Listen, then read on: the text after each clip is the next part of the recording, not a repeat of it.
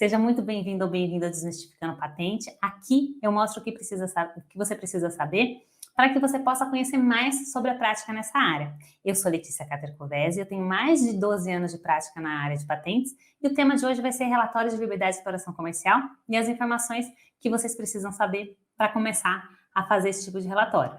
Sejam muito bem-vindo ou bem-vinda aqui. Aqui a gente vai falar um pouco mais sobre como você entende sobre a prática de patentes. Hoje o tema é para desmistificar o relatório de liberdade de exploração comercial, mas a gente vai falar também um pouco sobre as vacinas de Covid, que é uma demanda que eu tenho recebido diariamente, né? E agora surge uma notícia, eu vou comentar com vocês sobre isso. E tem tudo a ver com esse tema, né? O relatório de liberdade de exploração comercial é um relatório que a gente faz para ver o que tem de patente vigente. E nesse caso especificamente, a gente precisa analisar se tem ou não patente para que possa ser copiada essa vacina, né? A gente já tem 2 vacinas aprovadas pela Anvisa, vou comentar um pouquinho com vocês sobre elas, nessa agora questão que a gente teve recentemente no dia 17, né, aquela aprovação emergencial, e a gente tem também uma vacina protocolada da Pfizer e uma vacina protocolada que é a União Química em parceria com a Rússia, aquele Instituto Gamaleya, aquela vacina chamada Sputnik, eles também fizeram essa submissão, ainda está em análise. Então, todas essas vacinas, será que vão ser suficientes, né? A gente tem ouvido muito a questão de insumo, como é que vai ser? Será que a gente vai ter insumo para produzir essas vacinas? Como é que vai ser se isso tiver patente? Será que vai ter acesso rápido? As pessoas vão conseguir se vacinar? Enfim, tem uma série de questões aí e tem tudo a ver com essa área, essa questão toda que a gente vai comentar de relatório de liberdade de exploração comercial. Então, enquanto o pessoal vai entrando, obrigada pessoal que está entrando, Miriam, Júlio. Eu queria que vocês se inscrevessem aqui no canal do YouTube, pode ativar o sininho para que vocês consigam receber a notificação. Quem está no Insta também, se puder se inscrever no canal do YouTube, também eu agradeço muito. A gente também está ao vivo no Facebook.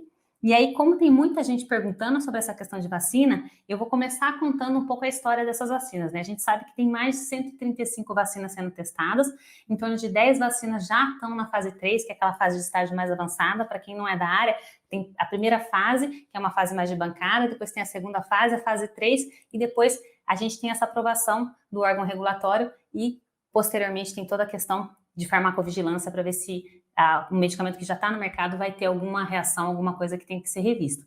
Mas a gente, então, está com 2 vacinas já aprovadas nesse critério de aprovação emergencial, que ainda precisa observar o que vai ter de reação, mas em tese já é seguro o suficiente e eficaz o suficiente para poder liberar para a população. E essa questão toda da patente da vacina surgiu recentemente, por quê? Porque o Brasil, ele costumava ser muito em prol do licenciamento compulsório no caso de patente farmacêutica, né? A gente teve em 2007 um caso do Efavirenz, que é um antirretroviral, quando a gente estava naquela pandemia de AIDS. Esse antirretroviral não foi possível conseguir um preço adequado que o governo considerasse que tinha possibilidade de arcar com o orçamento que ele tinha para o SUS, então ele teve que licenciar compulsoriamente essa patente, que aí é conhecido popularmente, mas é um termo errado, quem é técnico na área fica arrepiado, mas é a tal da quebra da patente. Então a patente do Efavirenz foi quebrada, né? Enfim, foi licenciada compulsoriamente e o Brasil teve capacidade de produzir esse medicamento internamente, independente dessa patente ou não. Então, é um mecanismo que existe na nossa legislação, em situação de emergência como é que a gente está vivendo, é possível sim você licenciar compulsoriamente uma patente. Então, o Brasil sempre foi favorável a isso. E recentemente, o governo brasileiro declarou que ele achava que não tinha necessidade de fazer nenhuma licença compulsória, e isso desagradou um pouco o pessoal da Índia e da África do Sul, que entende que muitas vezes é necessário sim, porque nem todos os países vão conseguir arcar com os custos daquela produção, daquela vacina. Então, isso gerou um certo rumor assim no mercado de que o Brasil, então, estaria muito mais alinhado aos países desenvolvidos, né, que são muito mais favoráveis à proteção por patente, independente do preço. E, no caso, como a vacina que o governo brasileiro quer importar, ela vai vir da Índia, né, essa vacina ela vai precisar vir de lá, e eles também têm toda a demanda de lá e a demanda mundial, existiu, então, uma série de constrangimentos aí que parece que, que eu consegui ler dessas notícias atuais, em que o governo brasileiro precisou voltar atrás nessa questão de falar, não, então tá, na época do Efavirenz eu também pensei na licença compulsória, agora eu estou voltando atrás, de fato, faz sentido sim uma licença compulsória, se tiver necessidade a gente precisa pensar nisso. Então teve essa questão toda aí, esse impasse, porque a gente ainda não tem essa vacina em solo brasileiro. O que a gente tem aqui é a vacina do Butantan, que é a parceria com a Sinovac, né, que é aquela empresa chinesa, que já teve aprovação emergencial, já tem muitas pessoas que estão tomando essa vacina aqui em Campinas, na Unicamp. Eu já recebi fotos de vários amigos que conseguiram tomar essa vacina, estão muito felizes que estão conseguindo, né, o pessoal que está na linha de frente, que estava lá lidando diariamente com casos de Covid, ainda estão, né? A gente tem, inclusive, um cenário aí que pode ser que seja um pouco complicado agora, né? Eles têm uma perspectiva que nos próximos dias ainda vai piorar um pouco por conta do que ocorreu no final do ano, né? As pessoas se aglomeraram muito, então pode ser que a gente ainda tenha alguns casos mais complicados, a gente ainda tem alguma dificuldade com relação a isso. Então, o pessoal que está na linha de frente já tem recebido essa vacina para conseguir ficar um pouco mais protegido, né? E para que vocês entendam, né? Mas essas vacinas têm ou não têm patente? Como é que funciona isso? Para que eu consiga analisar se tem ou não, eu tenho que fazer esse relatório de liberdade de exploração comercial, que é o que eu me propus a falar com vocês hoje, né?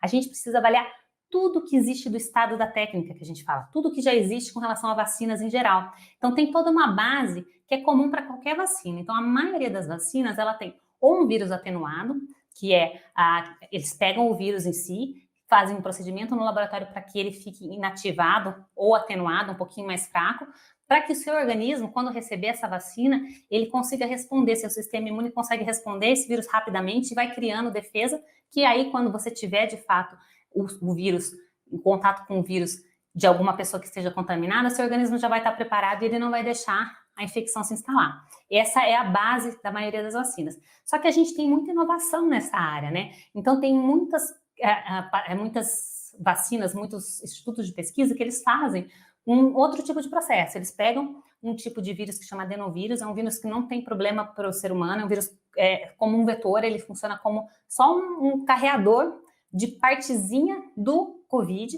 Então tem lá, eles falam que é uma proteína S, né, que é o spike, que é a parte do espinho da cápsula do vírus, e aí esse adenovírus, ele recebe essa codificação dessa proteína S, para quando a gente recebe essa vacina, a gente produz essa proteína S no nosso organismo, e aí o que vai acontecer? O nosso organismo vai entender que tem alguma partezinha estranha lá e vai desenvolver uma defesa, tal qual a gente fala chave e fechadura, né? Que seja capaz de, quando entrar o coronavírus, ele se ligar na cápsula, né, do vírus, naquela partezinha do vírus, e fazer o nosso organismo conseguir se defender dessa infecção. Então, é um outro tipo de processo, é um outro tipo de maneira de fazer essa vacina, que também é super eficaz e tem sido provado, né? Tem vários estudos já mostrando, tem vários países que já conseguiram mostrar que essas vacinas são eficazes também. E no Brasil a gente tem, então, essas duas possibilidades, tanto do vírus inativo, né, que é o caso da vacina do Butantan, da Sinovac, quanto dessa questão de fazer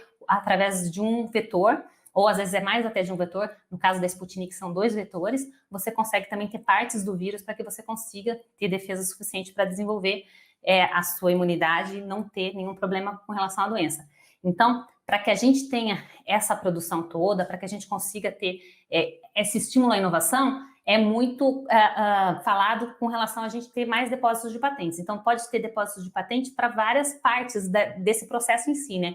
Desde a hora que você faz a produção da vacina lá, da inativação do vírus, até algum adjuvante que você coloque naquela composição, dependendo do tipo de vacina. A vacina da Pfizer, ela tem um diferencial também, que eu não vou falar muito sobre essas questões, para que a gente não se adentre muito nesse tema, mas para que vocês entendam, cada uma dessas vacinas vai ter uma especificidade. Então, quando você faz um relatório de exploração comercial, de liberdade de exploração comercial, para você saber se você pode, de fato, comercializar um genérico dessa vacina, né, um similar dessa vacina, a gente, nessa área, não fala muito em genérico, principalmente porque muitas vezes são estruturas biológicas, então a gente pode falar em biosimilares, mas se você quiser copiar uma vacina, né, independente do termo que você quer usar, você pode copiar? Será que você pode fazer? Vamos supor, olha, o Butantan está fazendo e a gente vai importar a de Oxford, né, que é aquela da AstraZeneca.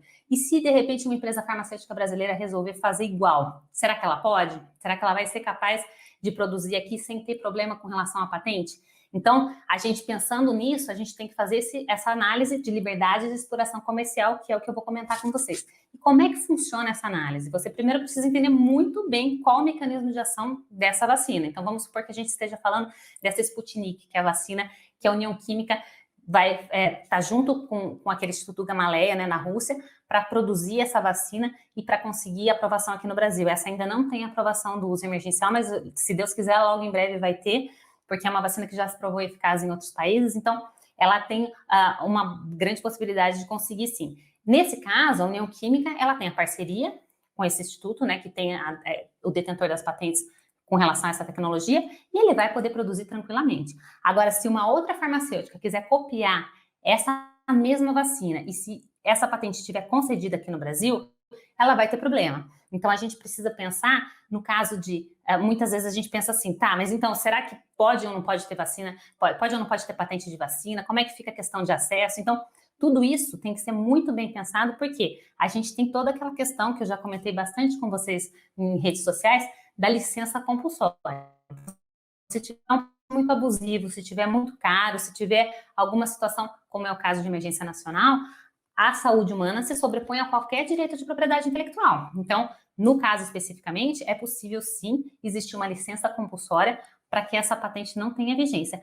Mas, nesse caso especificamente do Covid, foi muito bacana ver que teve muita parceria, muita integração, e tem alguns detentores de patentes que eles estão licenciando sem necessidade de pagamento de royalty, ou pensando em pools de patentes, né? Em alguns países tem uns pools de patentes, são patentes que são licenciadas a royalties muito baixos, para que o país consiga absorver esse valor, para que seja possível sim ter essa vacina o quanto antes, né? Então, por exemplo, tem a Moderna, que é uma empresa americana, que ela falou que ela está licenciando, ela não vai cobrar royalties por enquanto, então quem quiser pode copiar, e depois, quando acabar toda essa situação de emergência, ela vai repensar como é que ela vai fazer com relação a esses valores.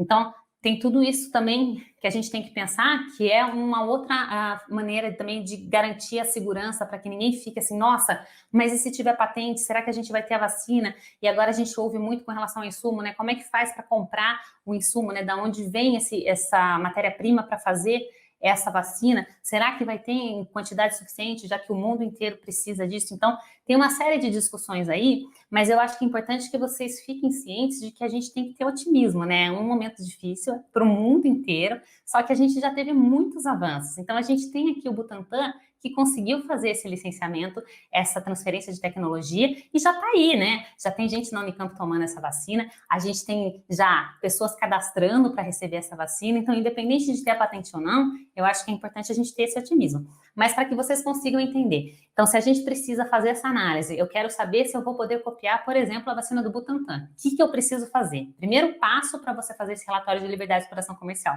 entender muito bem essa tecnologia. Então, entrar a fundo como é que é o processo de síntese da vacina do Butantan, antes até, como é que é essa matéria-prima, o que ela tem, o que ela não tem, a bula dessa vacina, como que ela é aplicada. Muitas vezes, quando é na área farmacêutica, a gente tem alguns dispositivos diferentes. Nesse caso, é uma seringa comum, mas poderia ser uma caneta, poderia ser uma outra maneira de aplicação, que também poderia ter patente, inclusive, nesse dispositivo médico.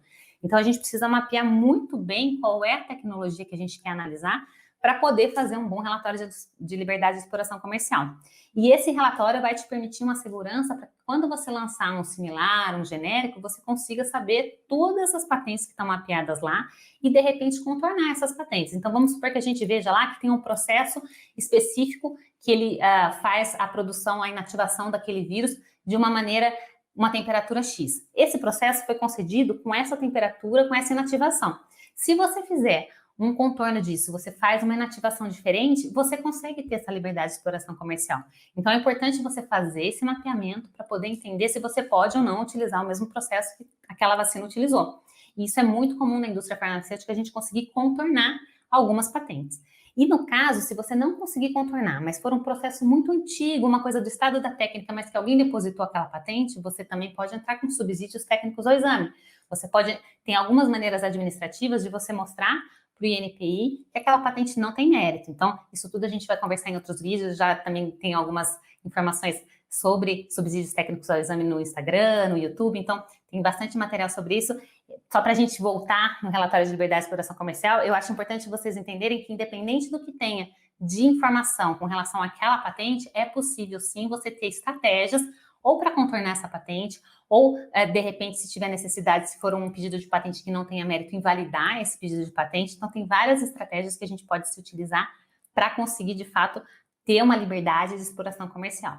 Tem alguns casos que são patentes da molécula de um medicamento. No caso, quando é uma molécula muito inovadora, alguma coisa muito diferente, de fato, você precisa então pensar ou esperar a data de expiração dessa molécula, ou de repente até licenciar do titular essa patente, se for uma patente relevante que você queira copiar.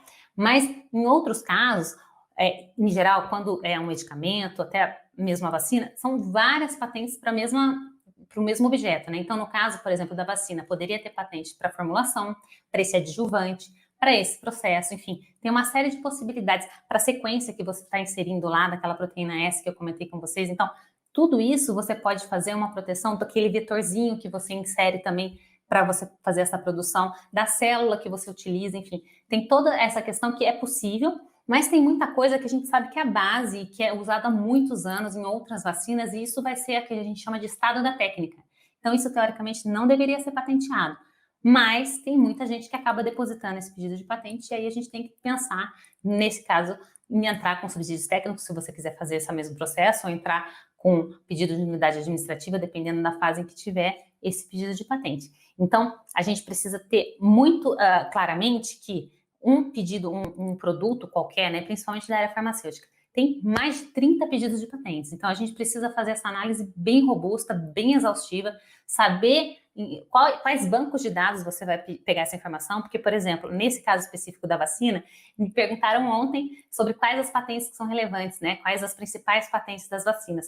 Eu já consegui mapear mais de 200 patentes. E essas 200 patentes são de diversas empresas diferentes, de diversos institutos diferentes. Então, a gente precisa entender qual é, de fato, por exemplo, se eu quiser fazer uma cópia da Sinovac, né, dessa chinesa, que o Butantan está fazendo a transferência de tecnologia. O que tem lá com relação a esse instituto, quais as subsidiárias que podem ser também empresas ou então universidades chinesas que de repente também participaram do processo de elaboração, né, de criação dessa vacina, para que você consiga mapear tudo. Então, nesse pool, né, que a gente tem mais de 200 patentes que eu encontrei depositadas fora do país, quais são de fato relevantes para essa vacina especificamente. Então, tudo isso é um trabalho bem exaustivo. Demora, às vezes, semanas para que a gente consiga chegar numa conclusão. Tem alguns casos que a gente consegue chegar mais rápido, tem casos que a gente consegue mapear, encontra as patentes mais relevantes e consegue até, se for um produto super antigo, olha, isso aqui está em domínio público, tem só essa e essa que podem ser relevantes, mas talvez você consiga contornar.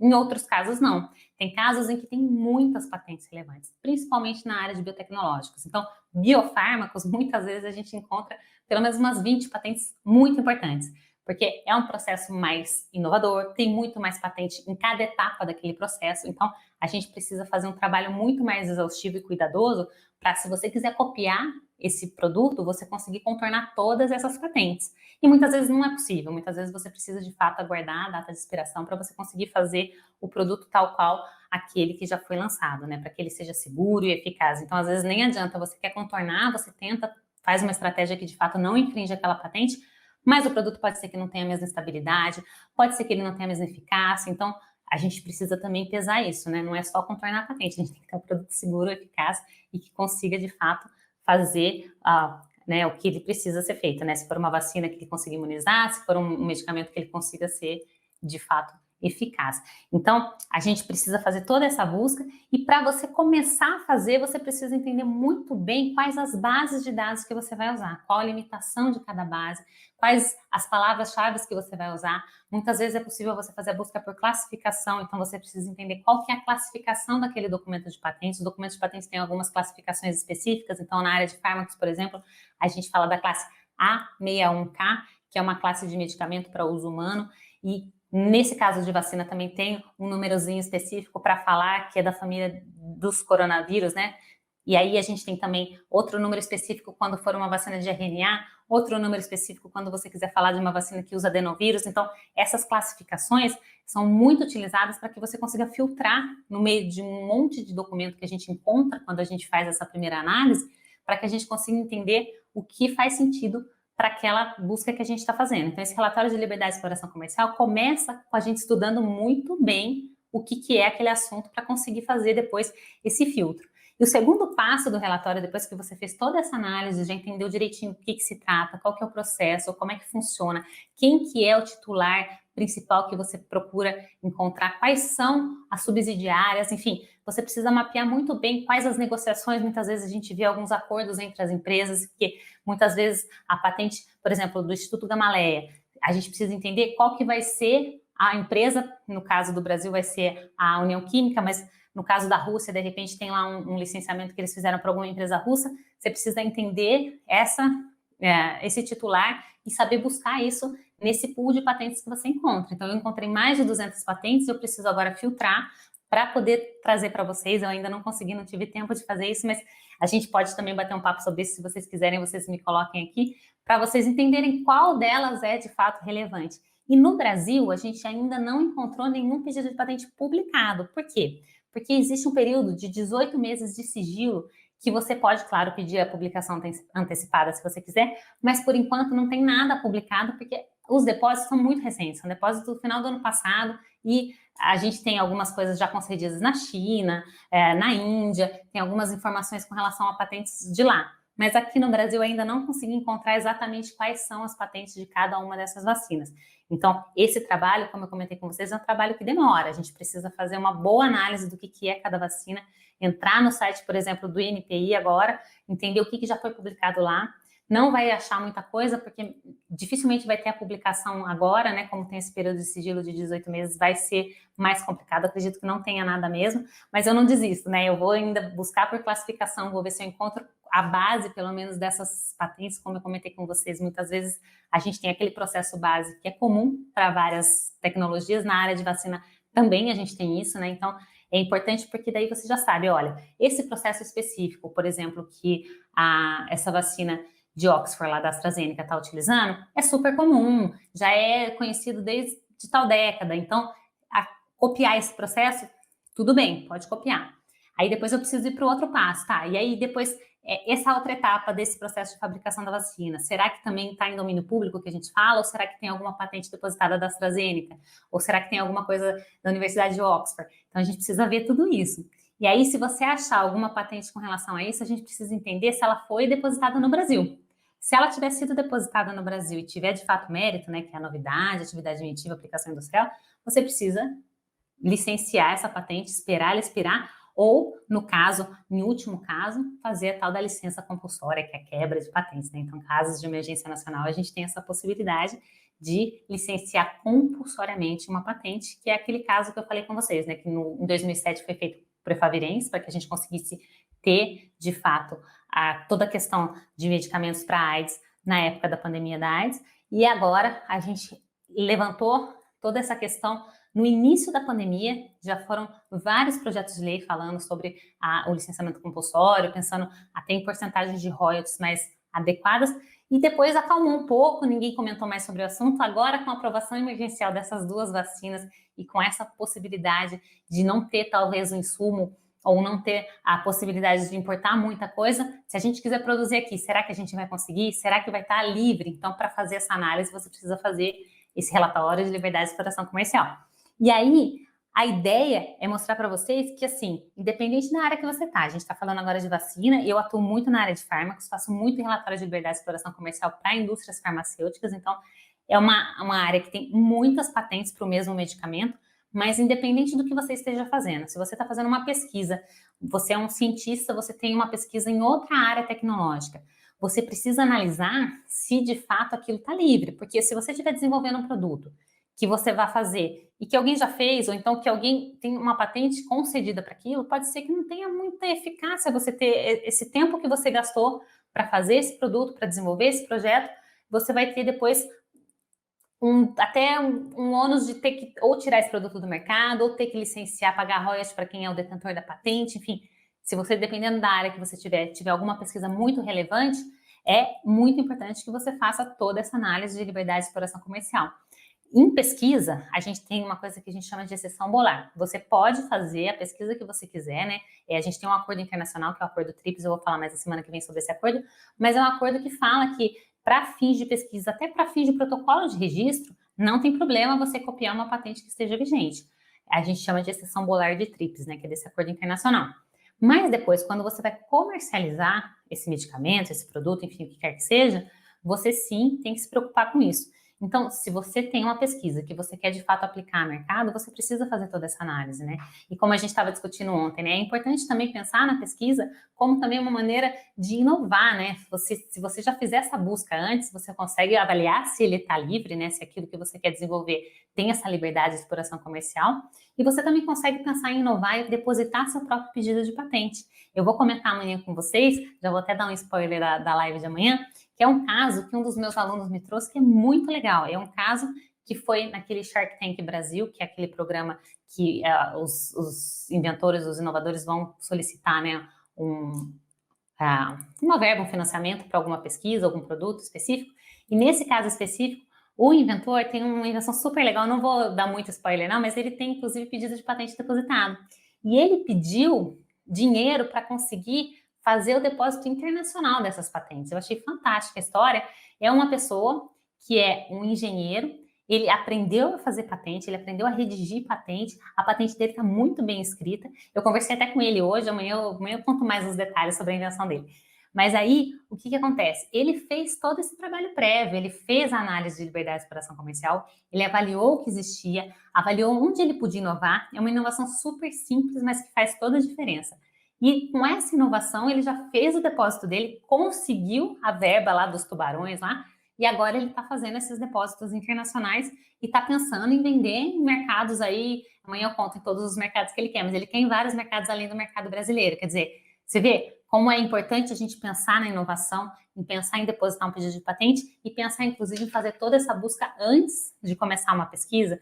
Então, para você conseguir fazer isso, para você conseguir entender isso, você precisa saber um pouco mais como faz toda essa busca de anterioridade, tanto para o relatório de liberdade de exploração comercial, que é o que a gente está falando hoje, quanto para análise de patenteabilidade, quanto para uma série de documentos que a gente faz no INPI, que daí a gente conversa mais sobre isso depois. Mas voltando, só para a gente resumir então como é que funciona o relatório de liberdade de exploração comercial. Muita gente chama isso de FTO, que é Freedom to Operate, que é liberdade de exploração comercial, né? Ou liberdade de operacionalização, enfim, tem uma série de sinônimos para isso, mas é basicamente uma pesquisa ampla em tudo que já existe com relação à tecnologia que você quer lançar, para você poder saber se você vai ter segurança jurídica para lançar isso.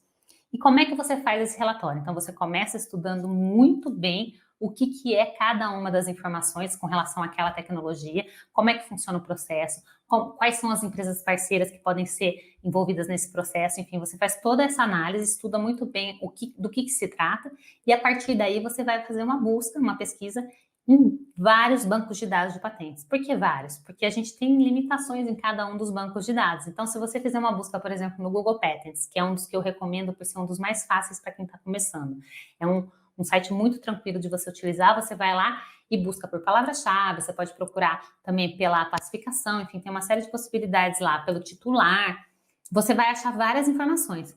Mas as informações relativas ao território brasileiro, a gente não vai ter tanta segurança assim. É muito importante que depois que você fizer essa boa análise, você vai ter que filtrar isso, vai vir muita documentação que talvez não seja interessante para o seu projeto, então você precisa entender bem o projeto, entender como você vai filtrar essa informação, e a partir daí você precisa entrar no site do Brasil, no site do INPI, que é o Instituto Nacional da Propriedade Industrial, e no site do INPI você precisa entender se aquelas patentes que você encontrou, ou pelo Google Patents, ou pelo SpaceNet, ou pelo SPTO, qualquer uma das buscas que depois a gente pode falar mais sobre isso, você vai fazer essa busca e depois que você fizer essa busca, você vai ter que entrar no site do escritório brasileiro e entender como é que está o status dela aqui no Brasil. Porque o que acontece? No Brasil, ela pode ter sido depositada e de repente pode ter sido abandonada, ou ela pode nem ter sido depositada, ou ela já está lá, ela teve um exame e foi indeferida. Então você precisa saber o status disso para saber se você vai poder fazer aquele produto, aquele processo, lançar aquilo que você tem interesse, com a tranquilidade de não ter ninguém aqui no Brasil te falando para tirar o seu produto do mercado porque tem uma patente concedida. E aqui no Brasil a gente tem também muitos pedidos divididos que a gente fala. Então, o Google Patents muitas vezes não consegue indexar esses pedidos. A gente vai ter lá um pedido, mas você entra no site do INPI, esse pedido pode ter sido dividido em outros. Então, isso é muito importante também para que você faça uma boa análise. Só para vocês entenderem, teve alguns casos na indústria farmacêutica que foram bem emblemáticos, porque o pedido que estava dividido não foi visto. Então, você fez um relatório de liberdade de exploração comercial, não considerou o dividido, e quando esse dividido foi concedido, a empresa teve que se virar para conseguir anular, porque era um pedido que não tinha mérito, seria possível, inclusive, entrar com subsídios técnicos, tentar indeferir esse pedido, mas se você não viu, você não conseguiu fazer nenhuma estratégia que fosse possível para você ter essa liberdade de exploração comercial. E aí, a empresa teve alguns prejuízos com relação a esses projetos, porque ela teve que retirar o produto do mercado para depois conseguir validar essa patente, para depois devolver o produto no mercado, e isso gera um ônus gigantesco, né? Tanto para a empresa, né, a questão toda reputacional, nossa, infringiu patente, quanto até com toda a questão que a gente sabe da inovação em si, né? Porque se aquela patente não era inovadora, não tinha como ter sido concedida, a gente já tinha que ter entrado com subsídios técnicos. Então, você já tinha que ter feito esse mapeamento. E aí, a partir de vários casos assim que aconteceram, a gente fica muito mais atento pensando se aquele pedido vai ser dividido, se ele já foi. E quando você faz uma conclusão de um relatório de liberdade de exploração comercial, você precisa considerar toda essa atualização. Os status que você analisou naquela data específica, naquele território específico, podem ser que sejam alterados ao longo das publicações, né?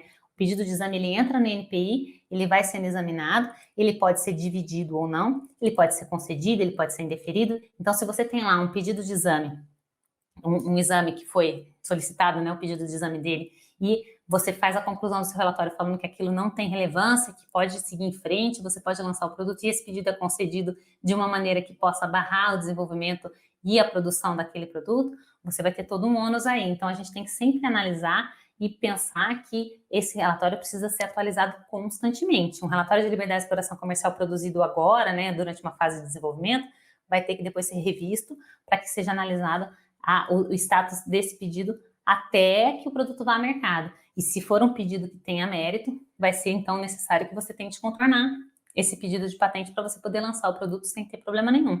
Se ele não tiver mérito, você tem todas as estratégias que a gente já comentou por aqui, né? E aí, muita gente me pergunta, Lê, mas quantos documentos eu preciso analisar? É muita coisa, é pouca coisa? Aí vai depender muito da tecnologia, vai depender do que você quer analisar. Tem, muitas vezes, os projetos que são de produtos que são mais antigos, tem muita coisa mesmo, assim, tem às vezes mais de 1000 documentos que a gente precisa olhar. Mas é rápido, porque você vai filtrando isso por data também. É possível que você filtre as datas que sejam relevantes e você consiga chegar à conclusão mais tranquilamente. Agora, tem produtos mais novos que têm uma limitação, que é essa questão da fase de sigilo, né, que eu comentei com vocês. Os pedidos da vacina, pedidos de patente da vacina no Brasil, a gente ainda não consegue ver no site do NPI, eu pelo menos não consegui, né? O NPI estava instável ontem, hoje também tentei, também tive alguma dificuldade, então eu não consegui encontrar ainda esses pedidos, provavelmente porque ainda está nessa fase de sigilo. E aí, eu nunca me contento com essa questão, né? Quando tem alguma coisa que eu vejo que eu não encontrei, eu vou continuar até tentar achar e conseguir encontrar pelo menos algum indício de que aquilo foi depositado aqui. É muito provável que tenha, assim, alguns pedidos aqui em sigilo, mas, como eu comentei com vocês, tem muita questão negocial, né? Então, no caso da Coronavac, né, que a gente estava comentando aqui, ela está já com uma parceria de licenciamento com o Butantan de transferência de tecnologia. Então, eu não sei como é que é esse contrato, né? Não tive acesso a isso, mas eu tenho quase certeza de que está envolvido, inclusive, se tiver alguma patente que o Butantan vai poder licenciar e desenvolver, independente dessa questão toda. Então, não sei como é que foi feita toda essa negociação, mas a gente sabe que essa parceria de transferência de tecnologia já vem junto toda a questão de patente, né? Já foi avaliado, né? Espero eu. Tenho fé que já tenha muito alinhado isso para que seja possível produzir independente de ter patente ou não. E aí, o que você precisa constar, né? Qual informação você não pode deixar de colocar nesse relatório de liberdade de exploração comercial? O que eu faço sempre nos relatórios é tentar fazer um resumo bem didático, assim, eu costumo até colocar em cores, para ficar bem claro para quem não atua na área, o que tem de informação mais relevante, mais crítica, eu tento colocar em vermelho. O que tem de informação que é mais para conhecimento, inclusive para que a pessoa possa se utilizar dessa informação, desse documento para desenvolver o próprio processo, o próprio produto, eu deixo em verde. Então, eu faço essas cores, e o que está em exame, que não é tão relevante, eu deixo em amarelo, para ser as cores para a gente ficar mais didático, assim, né? Então, vermelho, tudo que tiver em vermelho é para aquela pessoa prestar atenção, olha, isso aqui pode ser impeditivo, isso aqui pode ser, de fato, um problema para você. O que está em amarelo é alguma coisa que tem que prestar atenção, é algum pedido que tenha alguma relevância, mas muito possivelmente é possível de contornar, ou pode ser que nem seja concedido. E o que está em verde é pode ir em frente, tá tudo tranquilo, você pode fazer igualzinho está naquela patente. Aproveita e se utiliza desse documento para que você consiga embasar o seu desenvolvimento de maneira mais tranquila, né? O documento de patente, ele tem que ser utilizado, inclusive, para isso, né? A questão da patente, a gente sempre fala aqui, né? É que a sociedade precisa se beneficiar também. Então, você vai ter uma exclusividade temporária e você vai ensinar alguma questão, alguma inovação para que a sociedade se beneficie desse conhecimento. E aí, esse documento de patente tem que ser bem descrito, até para ele ser concedido, ele tem que ter a suficiência descritiva, né? Então, é um documento que vai ensinar muita coisa para quando você quiser fazer um desenvolvimento. Então, você vai poder, a partir desse documento, se utilizar, né, se for um documento verde, né, se for de domínio público, né, você vai poder se utilizar dessa informação para poder desenvolver aquilo que você quiser, né? Então, a partir desse relatório de liberdade de exploração comercial, analisando todo o cenário, analisando tudo que tem de mapeado daquelas patentes, que você vai chegar na conclusão, e que eu deixo bem claro na conclusão, né, o que é mais relevante, e depois um plano de ação. Eu sempre coloco nos meus relatórios um plano de ação. O plano de ação pode ser contornar aquele pedido de patente, pode ser esperar, às vezes não tem como você contornar, você tem que usar aquela molécula, então você tem que esperar até a data de expiração daquela patente. Se tiver um pedido que não tenha mérito, o que dá para você fazer? Tem várias possibilidades. Se esse pedido acabou de ser depositado, você consegue, estar no início do exame até o final do exame, você consegue entrar com subsídios técnicos ao exame. Se esse pedido já foi para uma segunda fase, ele está indeferido e você ainda acha que ele precisa ser mais restrito ou precisa de fato ser indeferido, você pode entrar com contra-razões. Agora, esse pedido foi concedido e ainda está em 180 dias depois da concessão. A gente tem a possibilidade de entrar com pedido de nulidade administrativa. Durante todas essas fases é possível você fazer esses protocolos no INPI e você consegue mostrar com argumentos, claro, fatos, dados e bem robustos, bem explicados, para o INPI entender que aquilo não tem mérito, aquilo não merece ser concedido, para você ter essa liberdade de exploração comercial. Então, tudo isso a gente coloca no plano de ação de acordo com o interesse da pessoa que está fazendo essa solicitação, né? Então, se a pessoa tiver interesse em copiar aquele produto, é assim que a gente vai fazer essa informação. A gente vai resumir tudo que tem de informação, tentar deixar bem claro, assim, o mais claro possível. Eu sempre falo que a gente tem que tentar fazer com que quem está lendo o relatório entenda de uma maneira muito tranquila, porque a parte de patentes a gente sabe que não é todo mundo que gosta, não é todo mundo que sabe ler, então precisa deixar de uma maneira que fique mais claro do que se trata aquela patente, qual que é a reivindicação principal daquele documento, o que de fato ela vai proteger se ela for concedida, se for um pedido de patente ainda.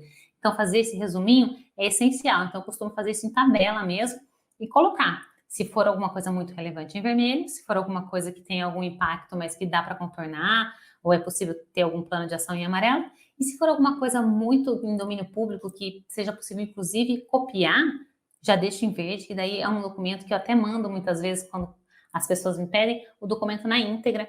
Quem não consegue buscar, e é muito fácil buscar, se vocês quiserem, depois a gente pode ensinar como é que faz, mas você consegue ter o PDF daquele documento e a partir do relatório descritivo, inclusive, copiar tal qual está lá, para você conseguir desenvolver de uma maneira que já tenha sido desenvolvida por alguém, então é muito mais tranquilo, muito mais rápido até, né? Você faz esse desenvolvimento com uma maior facilidade.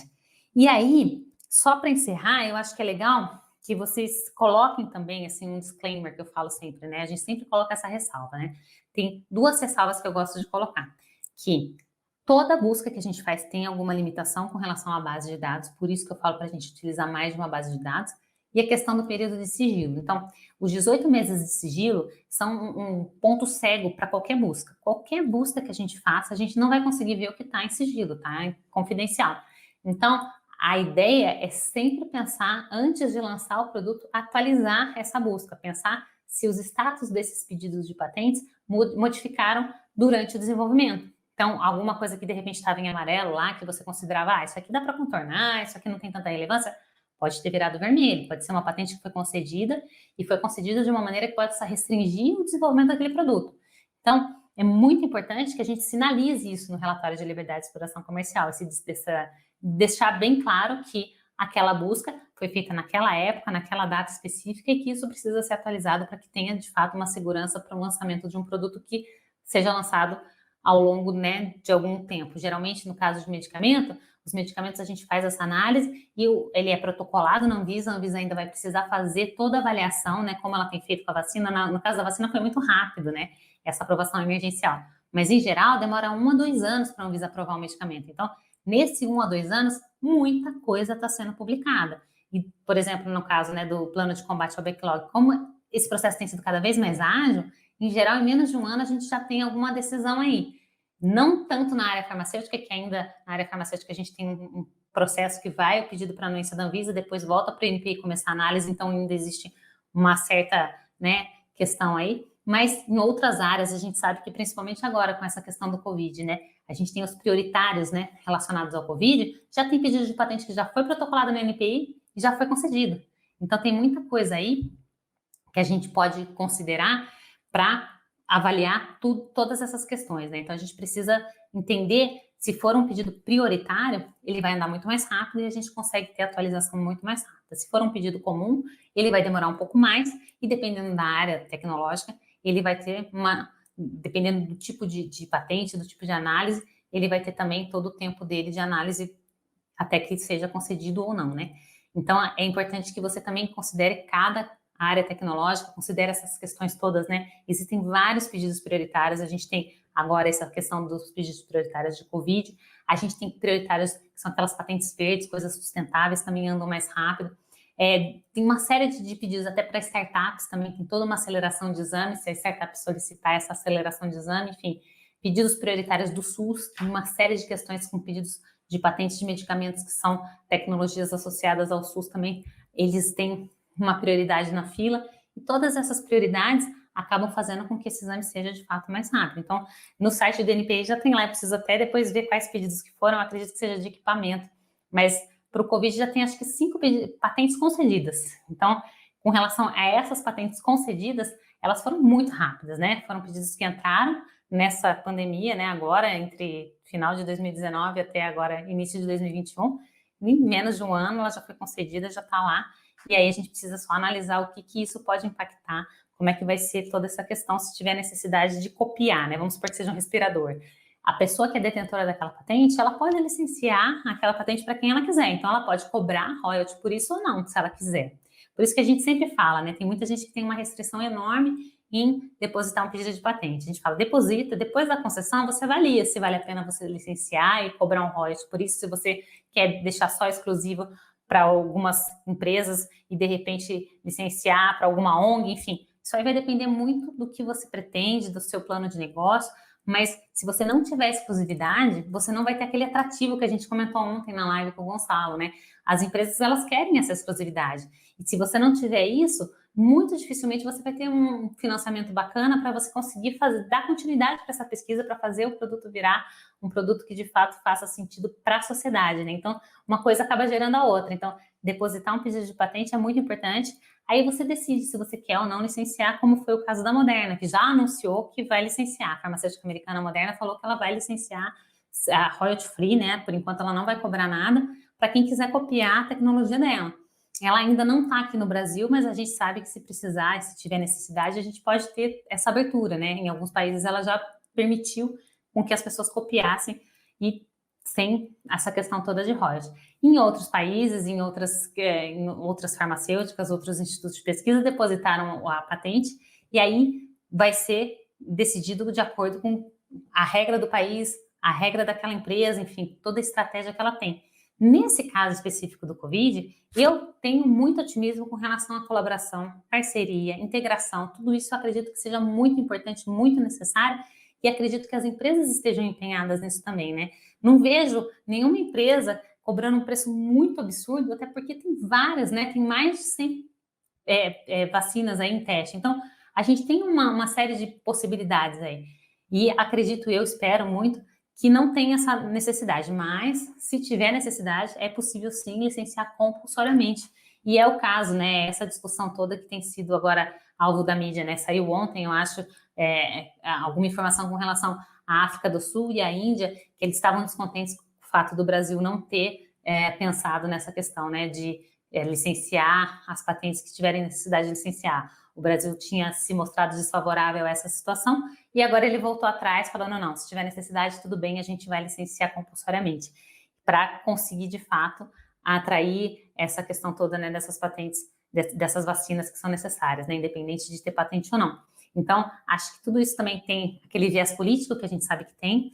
Essa questão de licença compulsória é, de fato, um ônus para o país, né? Não é fácil um país, quando ele licencia compulsoriamente, ele está obrigando aquele titular a fazer o preço que ele quer. Então, assim, não é uma quebra de patente em si, porque o titular vai ganhar royalty sim, mas é um royalty mais justo, né? Um valor menor.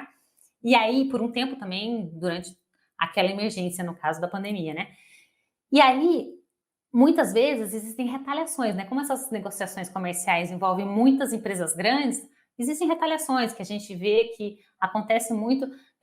Numa área você tem lá esse licenciamento compulsório e muitas vezes aquele país que teve a patente dele licenciada compulsoriamente pode se incomodar e acabar tendo algumas outras questões não tão agradáveis. Então não é a primeira opção, muitas vezes é assim a última opção que o país tem para conseguir fazer com que a população tenha acesso a esse medicamento, essa vacina, mas eu acredito que nesse caso especificamente, espero eu, né, tenho muito otimismo, não será necessário. Acredito eu, espero de coração que a gente tenha sim acesso a todas essas vacinas. Se for necessário copiar, inclusive as empresas que se empenharem em copiar, elas precisam fazer esse relatório de liberdade de exploração comercial, analisar tudo que tem e contornar o que for necessário contornar, licenciar o que for necessário licenciar, para conseguir ter mais empresas e mais produtores, para que a gente não fique tão dependente assim do mercado externo, né? A gente sabe que a gente ainda tem muita dependência, não é só nesse caso da vacina. Em qualquer medicamento que a gente precise, a gente tem muito insumo que vem da Índia, vem da China. Isso não é de hoje, né? Agora que eu acho que o pessoal ficou mais atento a essa questão por conta dessas discussões que eu acho ótimo, né? Quanto mais a gente discutir o assunto, mais a gente vai conseguir mostrar que é necessário sim que a gente tenha aqui no Brasil capacidade produtiva para não ser tão dependente assim do mercado externo. E a gente precisa disso aqui, né? Então, para resumir tudo, né? Para que vocês consigam entender um pouco mais como é que funcionam todas essas questões. A gente tem, então, nesse caso agora aqui no Brasil, né, de uso emergencial aprovado, a Coronavac, que é dessa chinesa Sinovac. A gente tem a de Oxford, que é da AstraZeneca, e que é aquela questão do adenovírus, é uma partezinha do vetor. E a gente tem, em aprovação na Anvisa, que ainda não foi aprovada para uso emergencial, a da Pfizer e a Sputnik, que é daquele Instituto Gamaleya da Rússia, que está em parceria junto com a União Química. Então, a gente tem muitas possibilidades aqui no Brasil para conseguir ter acesso a essas vacinas, independente de qualquer patente, porque essas negociações geralmente já consideram o licenciamento da patente junto, né? Não faz sentido você ter a vacina se você não tiver licenciado a própria patente. Mas vamos supor que alguém queira copiar uma dessas vacinas. O que vai acontecer? Vai ter a necessidade de fazer esse relatório de liberdade de exploração comercial, entender tudo que tem de patente com relação àquela tecnologia. Então, cada uma dessas vacinas tem a sua própria tecnologia, então a gente precisa entrar a fundo como é que funciona essa vacina. Depois que você entende todas as questões relacionadas a essa tecnologia, a composição da vacina, tudo que tem a relação com esse processo produtivo, você vai fazer essa busca em vários bancos de dados de patentes. Você fazendo essa busca, você vai conseguir filtrar o que de fato faz sentido, o que tem a ver com aquela tecnologia mesmo. Aí você vai no site do INPI, você busca o que está depositado aqui no Brasil, qual o status disso, né? Em que fase que isso está, se está um pedido de exame, se ele já foi concedido, como é que está isso no Brasil. E se ele foi concedido, muitas vezes ele é depositado com um quadro reivindicatório muito amplo e ele vai ser concedido de uma maneira mais estrita, mais resumida, mais concisa. Então, você vai poder analisar exatamente aquele quadro reivindicatório para ver como que você vai desenvolver aquele produto sem infringir aquela reivindicação que foi concedida. E aí, a partir daí, você vai fazer esse plano de ação, como eu comentei com vocês, né? Você vai ter vários planos de ação possíveis, dependendo da fase que tiver o pedido de patente, para você poder concluir essa análise de liberdade de exploração comercial. Então, com relação a todas essas questões, eu tenho muitos pedidos de patentes que a gente faz essas análises e eu tenho só que reforçar aquela questão, né? No caso das vacinas, provavelmente as questões, as pedidos de patentes que foram depositados no Brasil ainda estão em fase de sigilo, mas eu ainda vou buscar, fico mantendo vocês atualizados, o que eu tiver de novidade eu falo por aqui. E aí tem algumas perguntas aqui que eu estou vendo no Instagram.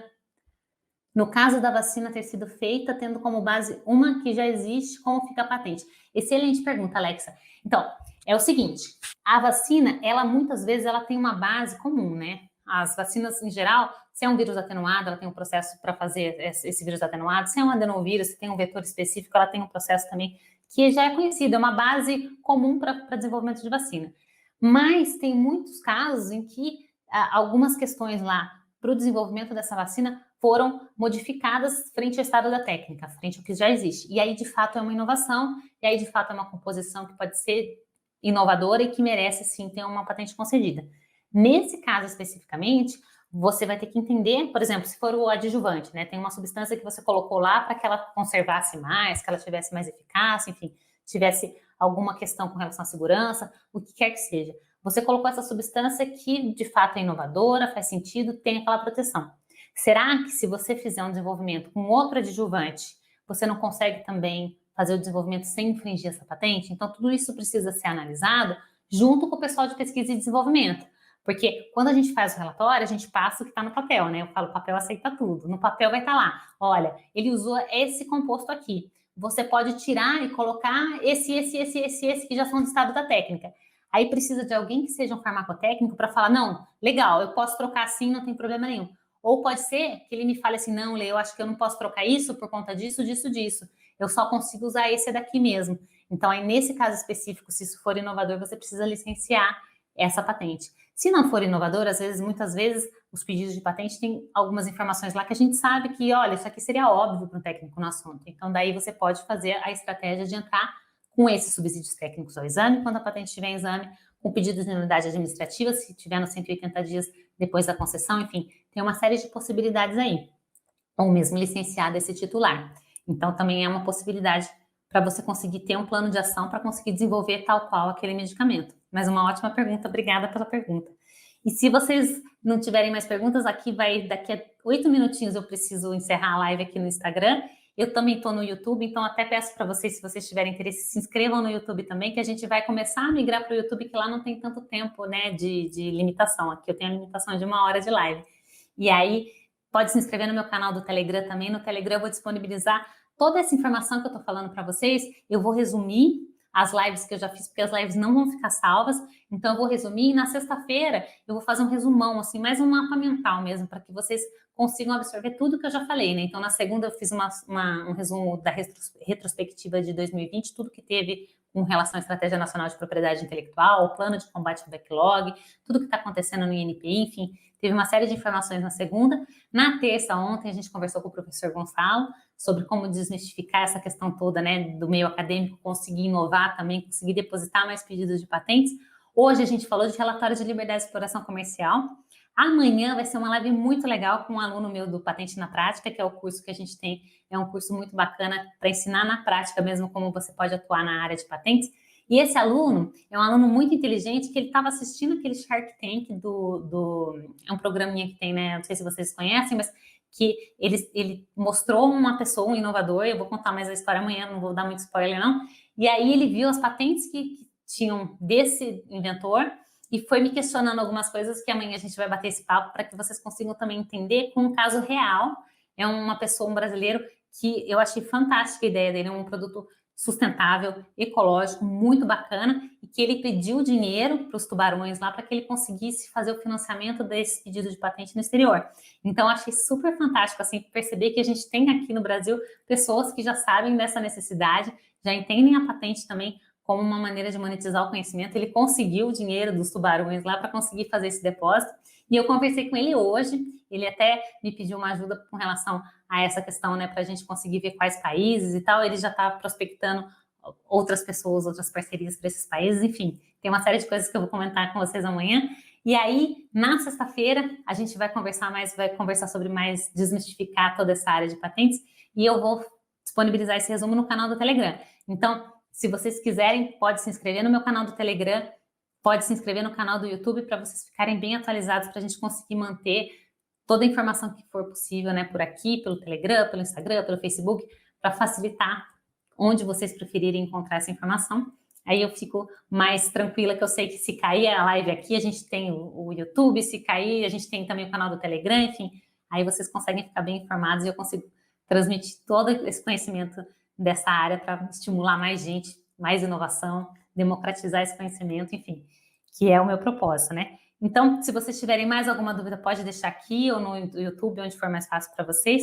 Eu agradeço cada um de vocês pela presença. E quem não tem Telegram, Miriam, eu acabei de conseguir, assim, o Telegram foi coisa recente, assim, porque eu tenho ouvido falar que está muito melhor até do que o WhatsApp com relação à segurança de informação e tal. Se você não tiver Telegram e não puder ficar por aqui no Instagram, a gente tem também o canal do YouTube. E se você quiser, pode me mandar direct por aqui, né, pelo canal do Instagram, que a gente vai tentando se encontrar. Não fica, né, não fica... Eu acho que é legal ter o Telegram para você poder entrar no grupo, mas se você preferir não entrar no grupo do Telegram, não tem problema nenhum. Tem, então, esse canal do Instagram, tem o YouTube, a gente tem o Facebook também, né, que essa transmissão está acontecendo simultaneamente, eu estou aprendendo ainda, então estou ainda meio atrapalhada aqui, mas agradeço a paciência de vocês, agradeço a presença de vocês, inclusive todo esse feedback que vocês me dão por aqui é muito importante para que eu consiga melhorar e fazer com que essa informação chegue a mais pessoas. Até peço, se vocês conhecerem pessoas que possam se interessar por esse conhecimento e conseguir também compartilhar com elas as informações, né, que a gente está tendo live todos os dias, às 7 horas da noite, para elas participarem também, comentarem com mais pessoas. Eu acredito que assim a gente vai conseguir ter muito mais gente sabendo, conhecendo patentes e fazendo inovações no nosso país, que a gente precisa disso, né, para a gente conseguir fazer um país melhor, para a gente conseguir fazer, como o professor Gonçalo falou, né, um país que, de fato, gigante como ele é, né, a gente tem um país continental, mas a gente precisa ter uma economia melhor, e isso a gente pode fazer através da propriedade intelectual, como a gente conversou ontem, e como eu tenho todo esse propósito por aqui, né, de democratizar esse conhecimento para conseguir fazer isso crescer. Então, eu conto com vocês também para divulgar, né, a gente está essa semana, às 7 horas da noite, a semana que vem também inteirinha, todos os dias de segunda a sexta, às 7 horas da noite, com muito conteúdo por aqui. Então, agradeço a todos vocês, muito obrigada, viu? E eu fico à disposição, que vocês tiverem de dúvidas, eu estou por aqui. Um super beijo, fiquem com Deus e muito obrigada mesmo.